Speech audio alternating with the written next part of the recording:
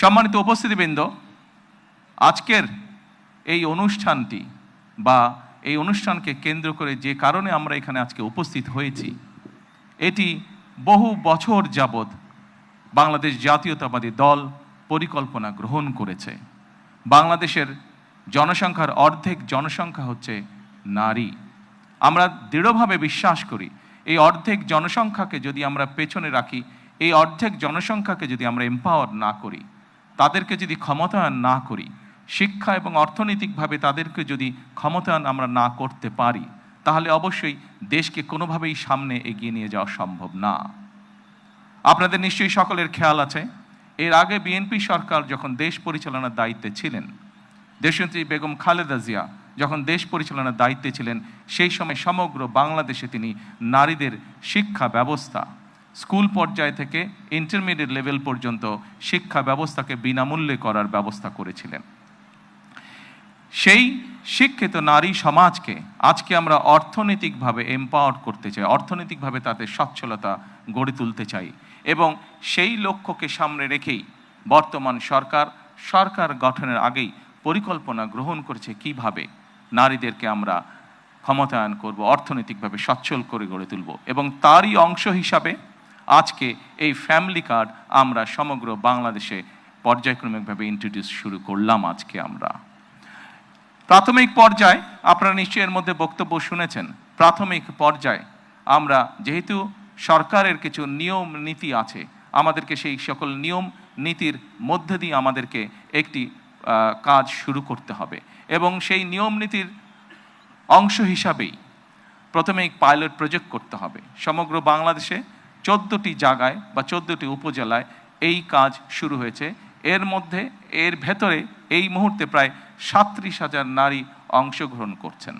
আমাদের এই কড়াইল এলাকা, ভাসান্ট এলাকা এবং সাততলা, এই 3টি এলাকায় প্রায় 15,000 নারীকে এই কার্ডের সুবিধার আওতায় আজকে নিয়ে আসা হয়েছে। ইনশাল্লাহ আমি দৃঢ়ভাবে বিশ্বাস করি আমার সরকার পর্যায়ক্রমিকভাবে বাংলাদেশে যে 4 কোটি পরিবার রয়েছে, সেই 4 কোটি পরিবারের যারা নারী প্রধান, তাদের কাছে আগামী 5 বছরের মধ্যে ইনশাল্লাহ পর্যায়ক্রমিকভাবে সকলের কাছে আমরা এই ফ্যামিলি কার্ড নিয়ে যেতে সক্ষম হব ইনশাল্লাহ। সম্মানিত সকল উপস্থিতিবৃন্দ, আমি আমার বক্তব্যের প্রথমেই বলেছি যে আমরা একটি দায়িত্বশীল সরকারের ভূমিকা পালন করতে চাই, যেই সরকার জনগণের জন্য কাজ করবে, যেই সরকার কাজ করবে দেশের জন্য। আমরা জনগণের কাছে জবাবদিহি থাকতে চাই, এবং তারই একটি অংশ হিসাবে আমাদের দল, বাংলাদেশ জাতীয়তাবাদী দল, নির্বাচনের পূর্বে আমরা বাংলাদেশের মানুষের কাছে প্রতিশ্রুতি দিয়েছিলাম, বাংলাদেশের নারী সমাজের কাছে প্রতিশ্রুতি দিয়েছিলাম যে বিএনপি সরকার গঠন করতে সক্ষম হলে আমরা এই ফ্যামিলি কার্ডের কাজ শুরু করব। আপনারা নিশ্চয়ই খেয়াল করেছেন, আমরা আল্লাহর রহমতে বাংলাদেশের মানুষের সমর্থন নিয়ে বিগত নির্বাচনে সরকার গঠন করার 1 মাসেরও কম সময়ের মধ্যে আমরা আমাদের এই প্রতিশ্রুতি, জনগণের কাছে দেওয়া প্রতিশ্রুতির কাজ আমরা শুরু করেছি। এবং শুধু এই প্রতিশ্রুতি নয়, আমরা আরও কিছু প্রতিশ্রুতি করেছিলাম, তার মধ্যে যেগুলো আমাদের প্রায়োরিটি প্রয়োজন ছিল, তার মধ্যে আরেকটি আছে কৃষক কার্ড। সেই কৃষক কার্ডের কাজও আমরা শুরু করেছি ইনশাল্লাহ। ঠিক আজকের এই অনুষ্ঠানে আমরা যেভাবে 37,000 মানুষের কাছে, 37,000 নারীর কাছে আমরা ফ্যামিলি কার্ড তুলে দিতে সক্ষম হয়েছি, ঠিক একইভাবে আগামী মাসের ভেতরে আমরা কৃষক ভাইদের কাছেও, বহু কৃষক ভাইদের কাছে আমরা কৃষক কার্ড তুলে দিতে সক্ষম হব ইনশাল্লাহ। সম্মানিত উপস্থিতিবৃন্দ, আপনারা নিশ্চয়ই খেয়াল করেছেন, আমরা দেশের মানুষের কাছে আমরা প্রতিশ্রুতি দিয়েছিলাম, বিশেষ করে আমরা বাংলাদেশের কৃষক ভাইদের কাছে আমরা প্রতিশ্রুতি দিয়েছিলাম যে বিএনপি সরকার গঠন করতে সক্ষম হলে যাদের কৃষি ঋণ 10,000 টাকা পর্যন্ত আছে, কৃষি ঋণ সুদ সহ, সেই কৃষি ঋণ বিএনপি সরকার গঠনে সক্ষম হলে সেই কৃষি ঋণ আমরা মৌকুফ করব। আল্লাহর রহমতে আমরা গত সপ্তাহে সেই 10,000 টাকা পর্যন্ত কৃষি ঋণ মৌকুফ সরকারের পক্ষ থেকে করে দেওয়া হয়েছে সুদ সহ।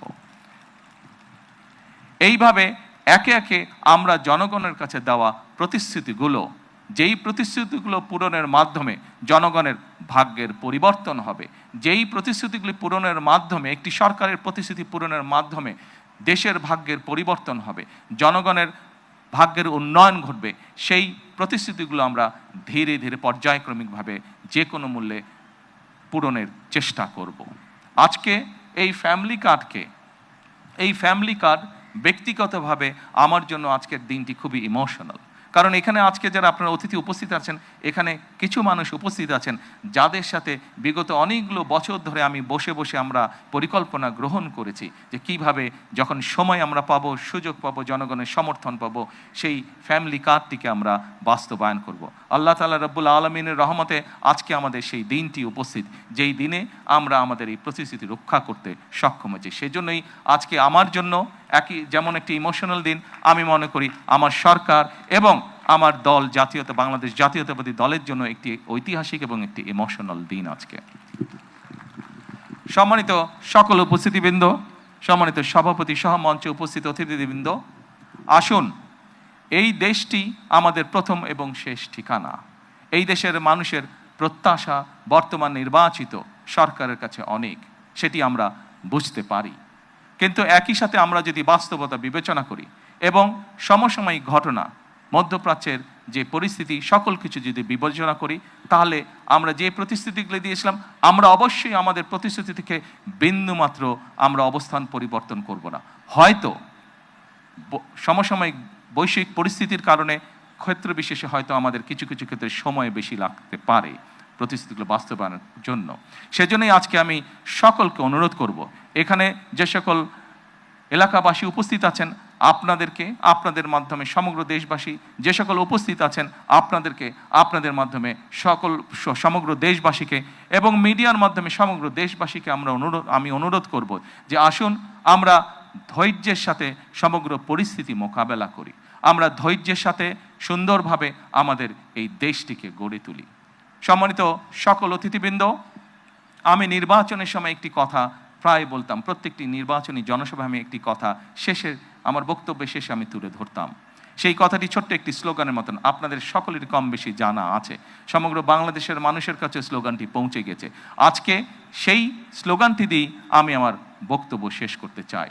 সেই স্লোগানটি ছিল, করব কাজ, গড়ব দেশ, সবার আগে বাংলাদেশ।